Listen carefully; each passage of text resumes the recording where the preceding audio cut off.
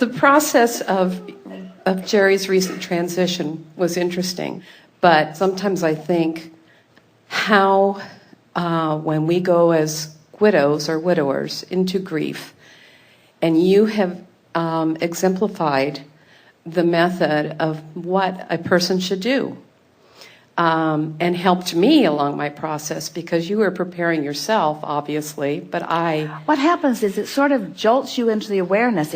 Talk about an acceptance that you have to let go of the uncontrollable. And there is relief in accepting that while you cannot change a circumstance, you can change the way you feel in life. And there is no more powerful understanding than that. And it's a gift that everyone that you care about who makes a transition before you're ready for them to leave gives to you. Right. When you said in one of the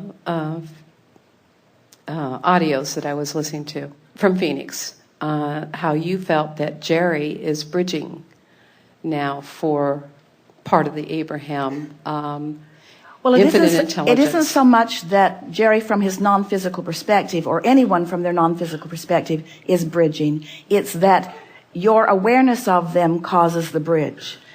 What Esther has discovered about this, she's been receiving non-physical communication for a very long time. So she knows what is required to find vibrational alignment with Abraham, and she knows what it feels like when whatever Abraham is flows through her. But because Abraham was not someone who was known to her, someone who had a personality that was defined, as Esther began and continues the translation process of Abraham, she had no choice other than to go by the feeling of it. In other words, Jerry said on a quite regular basis, it's interesting that we have no way of identifying who they are or where they are. We only know how they feel. And we only know by the benefit of what we receive and apply the value of our relationship with that. So now, as Esther is receiving Jerry, and she is frequently, in fact, anytime she is asking for it, anytime she stops to quiet her mind, anytime she ponders something, she can get right into the vibration of that. And she wonders why she doesn't do it more often, and then she remembers she's doing it all the time if she will allow herself to do that. But the difference, the bridge that Jerry is making, is that Esther knows because she knew Jerry when he was physically focused. She knows the things that he was intimately interested in. She knows the things that mattered to him most. So she can find those subjects and she can feel him blowing and flowing in a stronger way. In other words, she is able to accurately define the current existence of that man that she loved and that energy that she now still knows is continuing on. And there is no question in her mind when she tunes to that, the specifics of that being who has made his transition. Now that's a bridge worth making, because so often as you think about reemerging in the non-physical, you think you're just going to sort of morph into this big soup in the sky, and that your personality and that the deliberate things that you were interested in are no longer important or no longer accessible. And what Esther, the bridge that Jerry is making for Esther, is that she can still feel the focus of his beingness. She can still feel the things that he is most interested in. She was in Del Mar the other day and walking from the guest house up to the upper house. And as she was making the trek up the hill, she noticed that the neighbors across the way, who have some big Tory pine trees, who in some small ways, you may have heard Jerry's creative story earlier, where there was a big Tory pine tree down between them and the ocean that was blocking their view and a lot of other people's as well. And so he just kept thinking, wouldn't it be nice if that tree were not there? Wouldn't it be nice if... And one day, a limb on that tree just fell off and smashed a little bit of the house next door. So the tree was joyously removed, which opened up a whole new vista. And Jerry would stand up on that point and feel very exhilarated, because he knew that the power of his wanting, finding the emotional grid of it, he always said, I don't try to make things happen, and I don't really even ask for them. I just appreciate. He always felt that through his appreciation, his power came. So then Esther, playing with him about it, was looking over at these other trees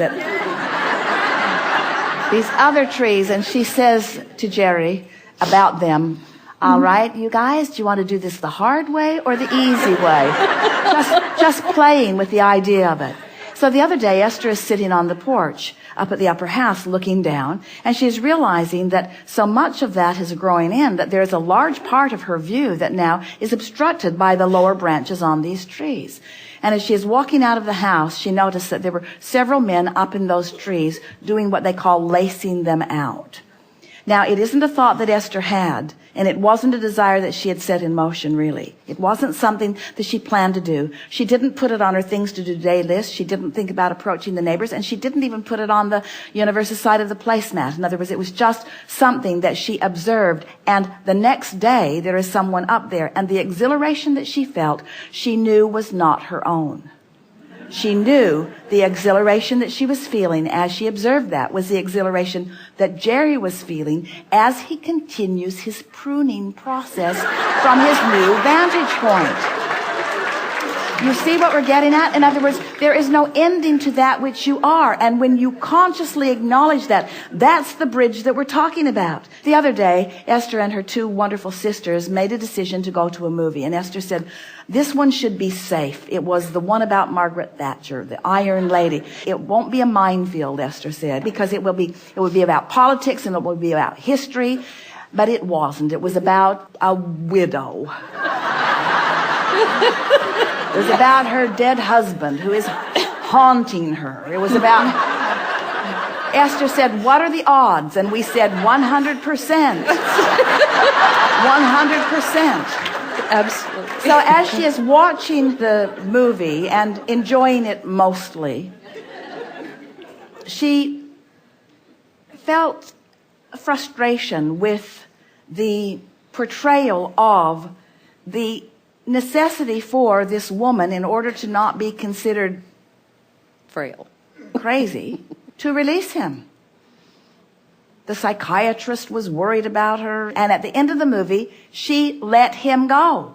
She shooed him off. And Esther said, how stupid is that? Because the bridge that Jerry is making for Esther is the bridge of eternal life, and the bridge of eternal relationship, and the bridge of never-endedness, and the understanding of how intricately involved everyone who is non-physical still is. You wonder why your Earth continues to spin in its orbit in perfect proximity with other planets? You can't possibly think that it's only about the intentionality of those of you who are standing around on this planet, and hardly a one of you ever thinking about that.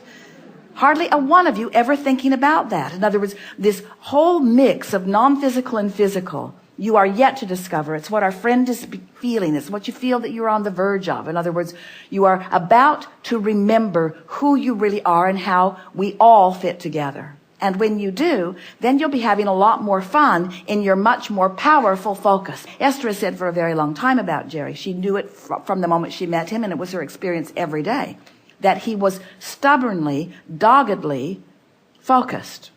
And as she feels him now she can feel the clarity and the power of that focus still. It is undeniable and it is indefinable, but it is happening. It's the grid filling in. So what's happening? So let's go back to this conversation about the grid. So is it possible that Jerry, from his non-physical perspective, is helping to fill in the grid of things that he helped establish when he established them from a physical point of view? Yes, and that's the point that we're wanting you to understand. We want you to feel the longevity of that which is you, the eternalness of that which is you. It's time to stop feeling loss about things that are not lost. It's time to start reveling in the beingness of that which continues to be. It's time to continue to talk to those who wish to speak with you, to love with those who wish to love you, to feel the presence of those who are always around you, but most of all, to fulfill your deliberate intention when you came forth to be a physical aspect of that which is non-physical, to be a balanced counterpart of this non-physical energy, to allow source to flow through you, but to recognize that you are that energy. In other words, it's not source apart from you, it's source that is you. It is all one energy that is expressing itself through endless points of view, all for the sake of the collective joy that can be realized. So when you get that and you allow that and you have that moment, you can't feel loss and revel in the reality of your eternalness at the same time. You just can't do it. I'd like to thank you for that because 4 years ago, I had a great loss. Now I don't have any losses because I look at the lessons I 4 learned. years ago, I had a great loss, which has caused me to accomplish a great find. Absolutely. That I would not have found if I had not lost, because the contrast is necessary for the focus of my desire. Yes, thank you. Yes, indeed. Thank you very much.